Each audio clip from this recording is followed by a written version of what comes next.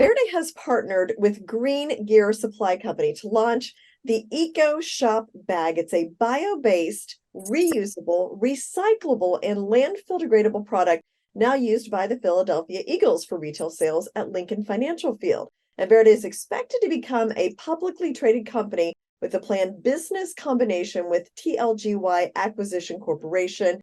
This would be a SPAC with deep roots in private equity and transformational operations. And with me is Jin-Goon Kim, the CEO of TLGY Acquisition Corporation, and Joe Paolucci, CEO of Verde Bioresins. So great to have you both here. And let's just start by kind of introducing this partnership you have. You've recently completed a S4 filing. You're introducing a fresh perspective to the SPAC landscape with this innovative concept, introducing a fixed pool of warrants and conversion to common mechanisms. So explain how this SPAC is structured and what you hope to get from this new partnership.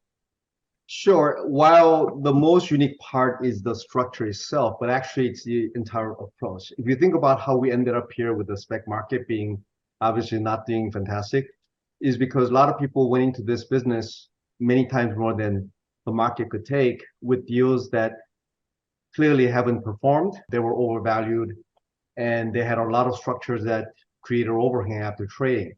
So we are actually taking the opposite direction of a lot of the specs that actually created those problems.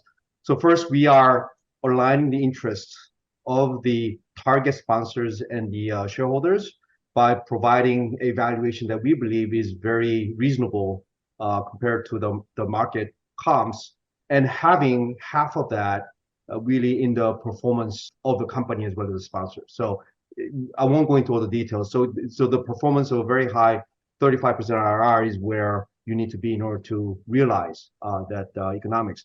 But then at the same time, we have a private equity approach where we believe the deal is a good long-term investment, attractively priced with alignment of interest, but also solving the problem today of people saying, you know, most of these specs actually don't trade well afterwards. So why don't I just wait until de-SPAC and then, you know, pick it up cheap?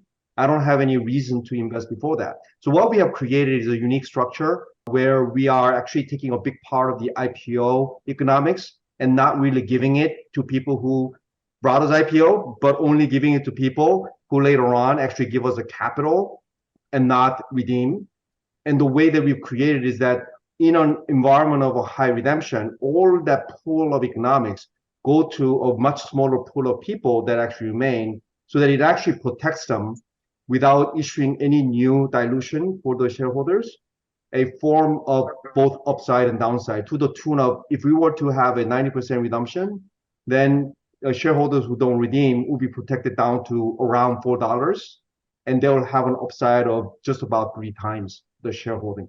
So it's a very unique structure that I think is going to be very attractive, and then most importantly, it gives a reason for people to invest before de-SPAC, because this incentive is only there if you are there investing before de-SPAC, unlike most other SPACs where there is no reason to do so.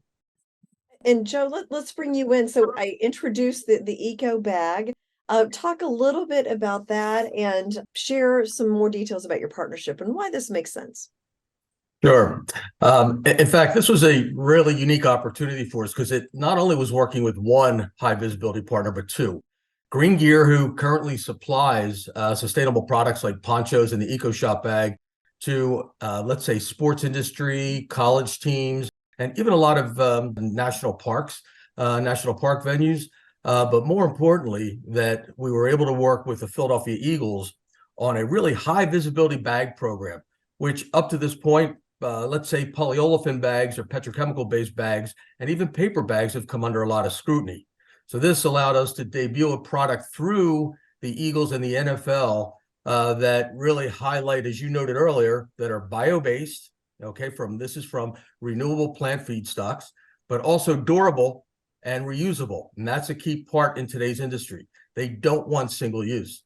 The third point was recyclable. And that meant if fans took it home and used it for a while because it had the Eagles logo and they decided to dispose of it into the recycle bin, it can be recycled with the number 2s and number 4s typically collected. But last but not least, and we need to keep this in mind, is a lot of times not all the municipalities are recycling the products that go into that bin and or people dispose of them in landfill. These products are designed to biodegrade if they go into the landfill environment. This allowed the Eagles not only to address a product that was renewable from plant-based feedstocks, but also still recyclable and even biodegradable or landfill degradable, as we call it. And these are all points that add to what we call their carbon reduction plan, or they call their Go Green platform. And that platform has existed with them for years, but it's allowed the Eagles to elevate not just their, let's say, their franchise, but also Lincoln Financial Field to be recognized as one of the top environmentally sustainable venues out there in the industry. Also, too, the NFL teams share a lot of their sustainability achievements, and we're really keeping, let's say, an eye on how well we can support further growth, because we anticipate and actually have started getting calls from additional NFL teams as well as other sports leagues about applying these same type of bags to their retail sales. Now, real quickly, what's really unique about polyethylene is, like I said, we use renewable plant-based feedstocks. Okay, and what that means, they are typically produced from ethanol or alcohol from sugarcane, not petrochemical or what we call fossil-based feedstocks that typically go into plastics such as polyethylene and polypropylene. So we start out fundamentally as renewable plant-based, but like we said, we offer durability, reusability, and all these other benefits around recyclability. And if it goes to landfill, it will biodegrade over time. And typically it's in less than 3-year period. Again, landfill environments may vary a little bit, but typically we see it in less than 3 years. The other key point about the products are they're FDA approved for food contact, and we have products available for several different markets beyond just this film or bag area that go into food packaging, like disposable food trays, cups, caps and closures for consumer products, personal care, et cetera, et cetera. So this allows a broad base of, let's say, converters who are currently producing plastic components from fossil-based polymers into a bio-based, more environmentally friendly applications. So a big benefit for the industry. Well, and the manufacturing process is also efficient. So can you explain that, and why is that so impactful? Yeah, I'd say there's a couple of key points there.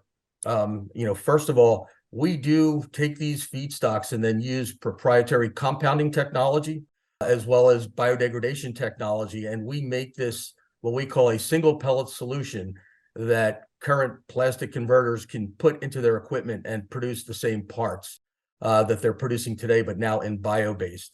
But more importantly, the highly effective manufacturing process that we refer to as part of our business model. Unlike some other bio-based polymer producers, they need to build what we call polymerization units or reactors that can turn some of these bio-based products into a plastic. Those reactors, those situations can take sometimes 4, 5, 6 years and cost hundreds of millions of dollars. The way PolyEarthylene works in Verde, we actually are a channel partner of the current producers of these bio-based products. So we have takeoff partner agreements. We work closely with them. We're actually a channel to market for them. So we have a supply source. They have capacity that is currently used to, let's say, produce petrochemical-based products. And that capacity, that equipment can be used to produce the bio-based products as well. So we don't have that capital expenditure required on the back end to produce these bio-based. We take their products and then use our technology to compound it. So as we grow, let's say it's a big consumer product or a food company that says, hey, we're utilizing a certain amount today and want to go up.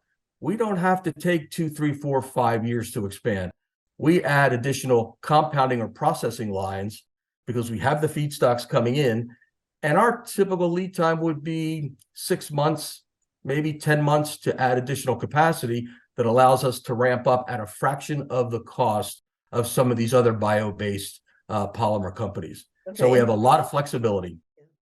So Mr. Kim, explain to me how you plan for TLGY to work with Verde and have long-term success together?